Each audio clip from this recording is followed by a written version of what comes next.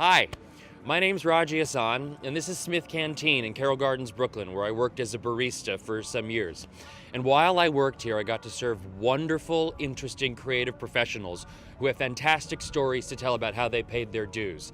This show is a love letter to us millennials about what it takes to get to where you want to go. Hard work, persistence, and I hope you enjoy it.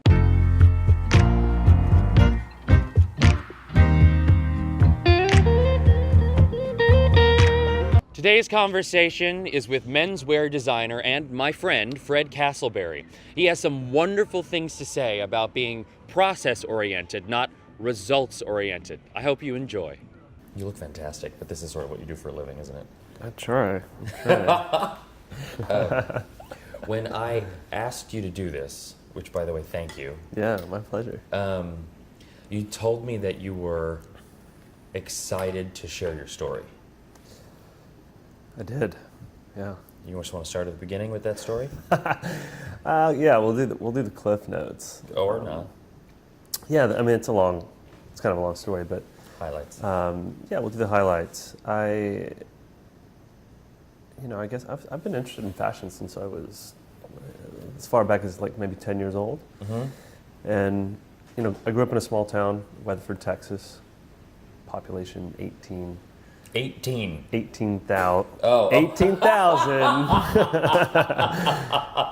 like me and two other families, yeah. No, 18,452.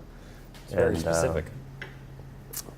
Yeah, no one ever really told me I could do something in the creative field, even though I was in art my entire childhood. Yeah. Grew up, just enjoyed clothes from a young age, and enjoyed how they could change the way that I felt. Mm-hmm. And there's just something about that I was really drawn to.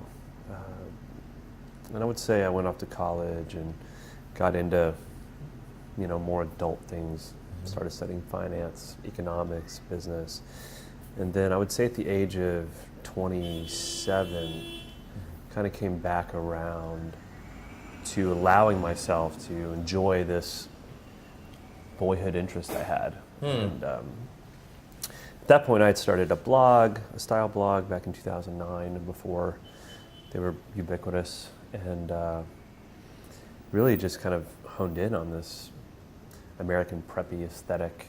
I wanted it to be a learning experience, as well as an educational platform for people if they wanted to learn about it. Yeah.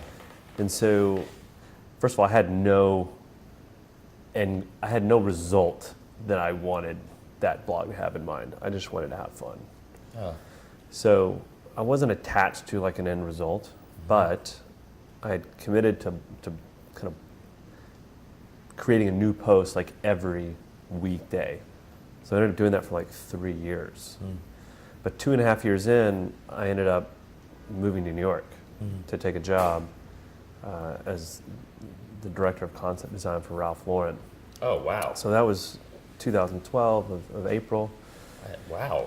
And so, yeah, again, I had no attachment to a result I wanted to get. I didn't start the blog because I wanted to get a job. I didn't start the blog. I just started it because it was something I felt like I was interested in doing. Right. And just had fun with it. People saw it. The internet was, you had designers in New York looking at inspiration on the internet. Mm-hmm.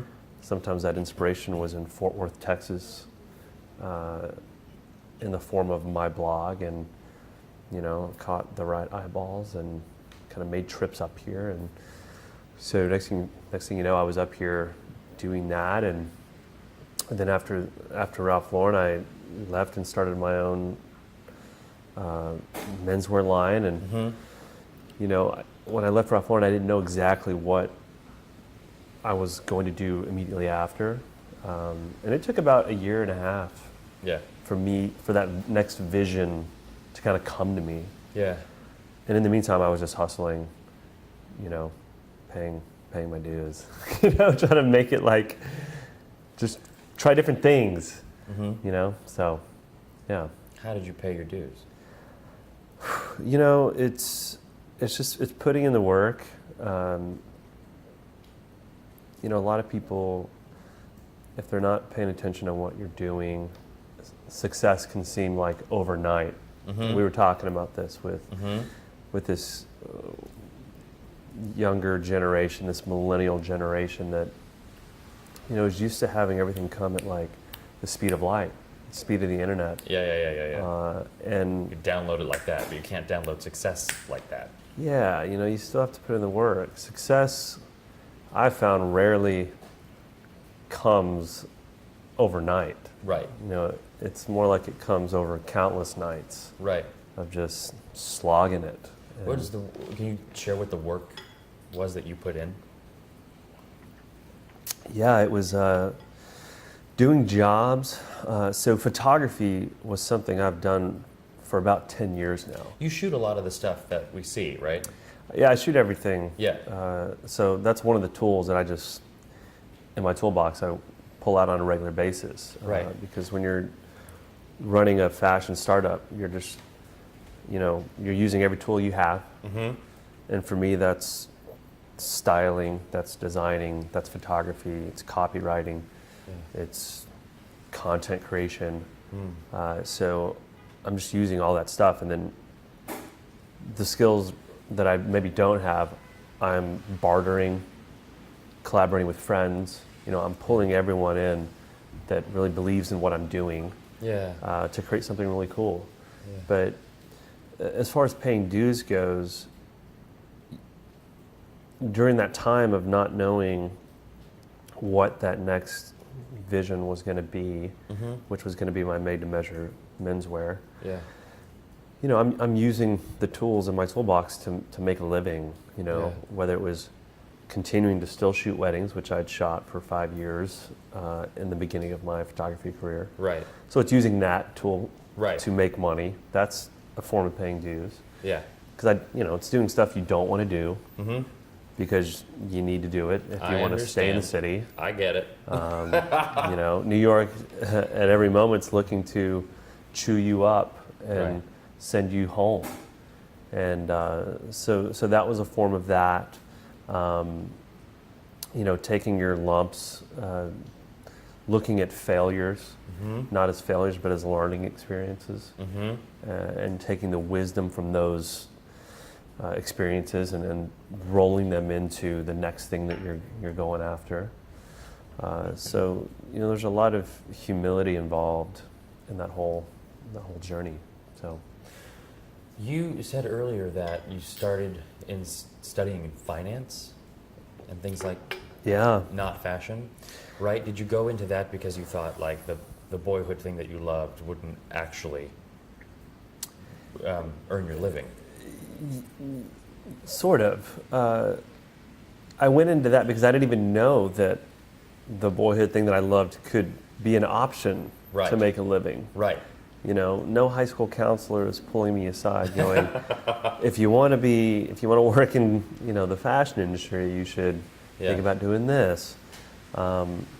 The finance move was more of a, I think I'm good at this, you know, because I was doing all these other creative pursuits, but I was also studying really hard, which was a little deceptive because it made me think that I was just gifted at that stuff, and that wasn't really what was happening. It was just I was just working very hard. Yeah, I was just putting in the work to do well and making good grades. So I ended up doing this thing that I really didn't have a passion for or interest in, or a severe interest in. And you know, at that time, lo and behold, at 19, I had made the decision to get married. So I didn't really have the liberty to kind of chase, you know, dreams. Start making men's suits. Or even I didn't have the liberty of time to figure out who I was or what I was doing. I was working 2 or 3 jobs just to support my wife at the time. And then also we began having children. Yeah. So who often will model for you now? Yeah. They look great. Yeah, they're into it now. They look really teenagers. Really great. So it wasn't until I was 25 that I had a moment to just like look up. Yeah. And go, oh, wow, okay, what am I going to do with my evening? You know, like I actually have a little time now. What am I interested in? What's a hobby I can like pick up? And it was at that point that I picked up photography. Yeah. And then you use the photography to supplement.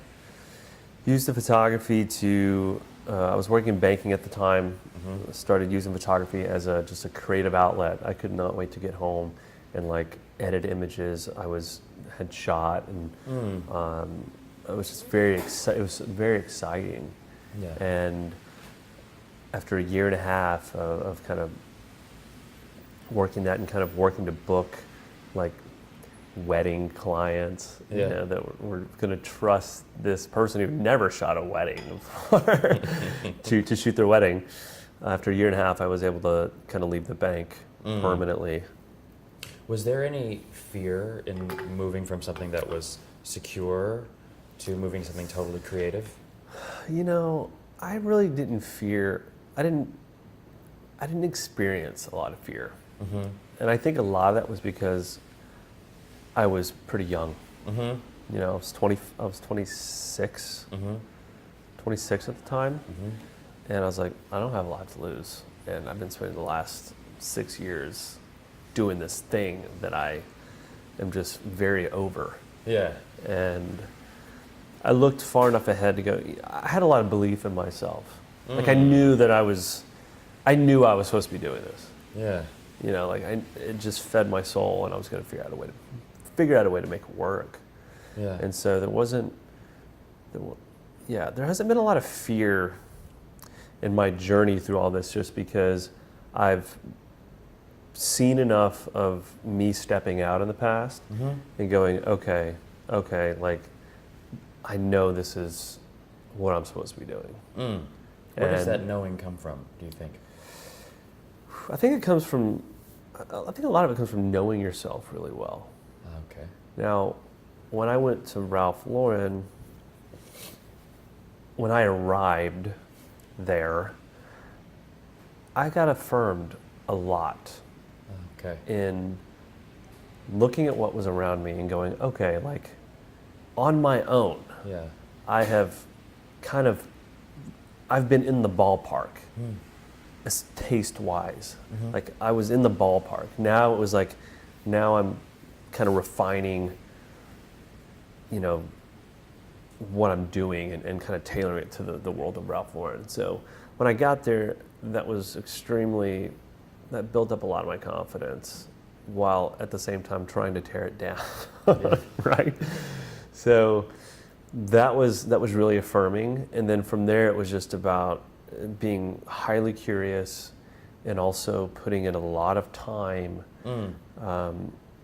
just 24/7, just putting in time, dialing in my influences. What am I drawn to? Okay, what films do I love and why? What art am I drawn to and why? And having all these influences inform kind of what I was doing in menswear. And so I wasn't ever really looking at a lot of other fashion designers. I was really looking outside of that so that I could try to say something that felt a little more unique or different, because there was a lot of other influences coming from like the art world, film, a little bit of fashion, music, food even, and sometimes even architecture.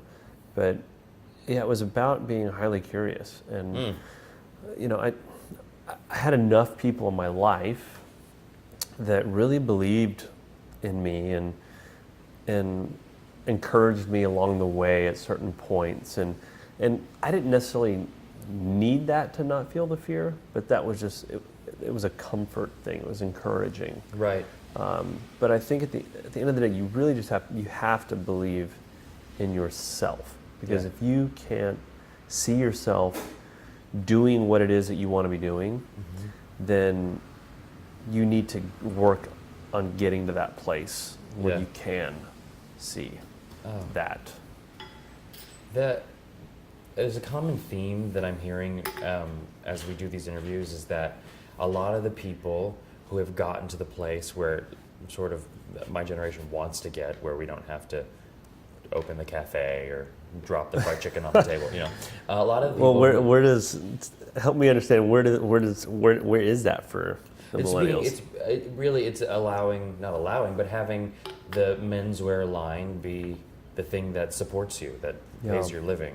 Or for another guest, the going from one Broadway show to the next television show or whatever, you know what I mean? Sure. Even if no one knows who you are, it's not about being famous, it's about steady work in your chosen field, right? Yeah. And so a common theme that I hear is not being results oriented, not about being process oriented, and allowing yourself to enjoy what the journey is and to hold results loosely. Yeah.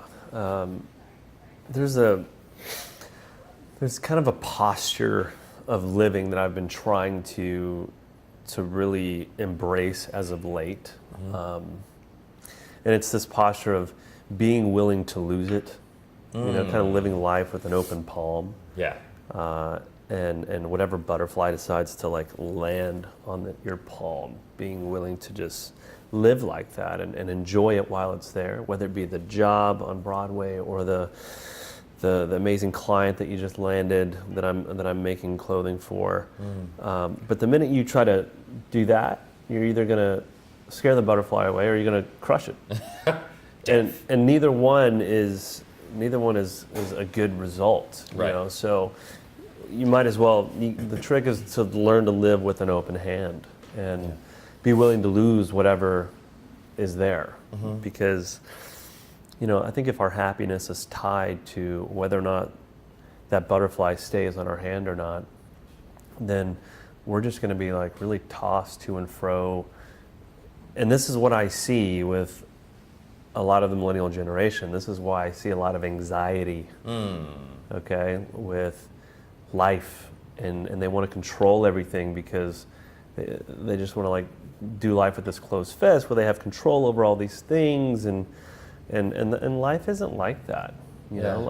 Life is crazy. Life is wild. It's like not something that can be tamed. It's like we have to learn to just roll with the punches and kind of go with the flow, and again, somehow not be so results oriented that our world just comes crashing down if something doesn't happen. Jeez. I know that was probably a little heavy. No, I was gonna repeat it for you because that was like so. Not be so results oriented that our world doesn't come crashing down when it doesn't happen. Not be so results oriented that our world doesn't come crashing down when it doesn't happen. Because in the past couple of years, there were numerous times where I felt like it was over. Everything was over. Because the thing that I wanted that actually I got very close to didn't happen. Yeah. And that's wonderful. That's so wonderful. Do you think, we talk about what the millennial generation needs and where its weaknesses are. Sure. What are its strengths? I think some of the strengths that I've seen are there's a hopefulness there. There's an energy that can really be harnessed. Now, I think if I can just go back to what I think some opportunities are for the millennial generation is there's huge opportunities to serve, to go outside of yourself. Okay, again, this is kind of go back to the anxiety thing. When you expand your life to include other people in it that are also going through tough times or have it worse off than you, really gives you perspective about, like, I really have it pretty good. You're not the first to say that. Who sat in that chair? Okay, well that's a common theme. That is a common theme. That's a key to success is giving. Yes. Okay, like the most successful people understand this. Giving, whether it's giving time, money. Right. I think another opportunity for millennials is to seek mentors. Yes. Okay, to seek older, wiser people that is, it's not their first rodeo. Yeah. So I am really adamant about maintaining mentor relationships in my life. These are things that I need. Right. I made a lot of crazy decisions from age 19 To age now. to 28 to age 9. Yeah, I mean age 19 to like 29. Okay. You know, there's a No more crazy decisions after 29. Well, you know, they're going to be informed by a little more wisdom. But Okay. yeah, there was a whole decade where I really needed mentors. You know, not just one. I needed a handful of them, and because they all bring different things to the table. And then I'm at the point now in my life. I'm going to be 36 in a couple months. But Wow! Congratulations! Happy almost birthday. I'm at the point now where I'm looking to be a mentor to younger kids. Fantastic. And so I do that up in Harlem with some kids that go to school at a charter school up there, and they're teenagers, and Yeah. so I'm looking to give back there, and I'm looking to receive through my mentors. Constantly receiving and giving. Yeah, just Right? letting it flow. Yeah. Through you. If there are people who are interested in the fashion industry who are watching this, which thank you, and they want to get in touch with a designer or such, how does one do that? You know, I think with the internet, you have the ability to just set up your own little corner of the internet. So the first thing I always do is, I always say, when asked this question, is set up that little corner. Whatever that little corner is for you, set that up. Yeah. And do the thing that you like to do, whatever that is, Yeah. in the dark when nobody's watching. You know, don't afford yourself a little bit of anonymity to grow, make mistakes, and learn and figure and tinker, and like allow yourself a little anonymity before you just publish what you're kind of trying to do to the world, you know? Yeah. And you know, when I was writing my style blog initially, I took 9 months to actually write content for it. I didn't just write the first post and go, publish, yay, take that, you know, hello world.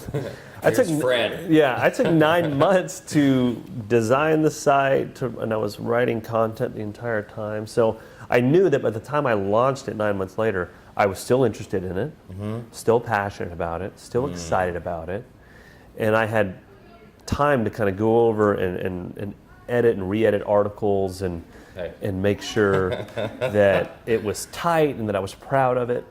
And then, you know, when it came time to publish, I had this, you know, I had a lot of great content that could just go up, and then I just kept writing and kept writing. You know, like I said, I published every day for 3 years. And it's through that, it was through that consistency that you allowed something. that things happened, right? I just committed. The result I wanted was just publish 1 day a week. Yeah. Or sorry, once every day. Yeah. Publish once every day. 3 years. And then after 3 years, I kept doing it, but it was just maybe 3 times a week because I'd started that job at Ralph Lauren. And Is that blog still out there? it is, yeah. Awesome. It's part of my website now, and I still write. Publish maybe now 4 times a month, and it's really there to support the brand and support the shop. It's not supposed to be the lead actor by any means, but it's still there.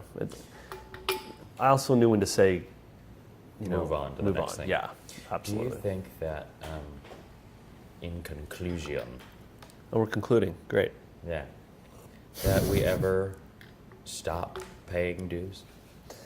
No, I don't think we ever do. I don't think we ever stop.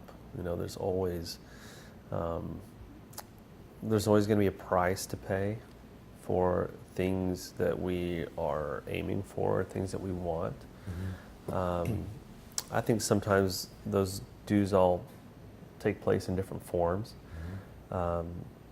You know, so no, I don't ever think we stop. I think the moment you feel like you've stopped paying dues, it's maybe time to figure out a new vision to pursue. Find a new challenge. Find a new challenge, yeah. Absolutely. That's great. So I think as my generation, which I sit kind of on the fence of generation like X and Y. Yeah, I sit on that fence, Uh-huh. literally being born in 1981. Uh-huh. But I think because I started a family so early, I identify more with The X. ones, right. Yeah. Yeah. But when I initially started my career, I was like, oh, I'm going to stay with this financial company for like my entire career. Like I was still kind of thinking like that. Yeah. Now in hindsight, that's extremely naive to think that, you know, because now we're in a world where you're probably doing something new every 4 years. Yeah. And I've kind of noticed that for myself. I have this 4-year attention span where I'm like every 4 years, I'm like, as that 4-year anniversary approaches on whatever thing I'm doing, I'm like, okay, like I start paying attention to whatever new thing might be coming along. So, yeah. Awesome. So millennials have a lot of opportunities and time Yeah. to like do a bunch of different stuff. Yeah. Yeah. That's So, That's yeah. great. Thanks, Fred. Absolutely. That's It's great awesome. being here. Thanks. Woo! Click, click.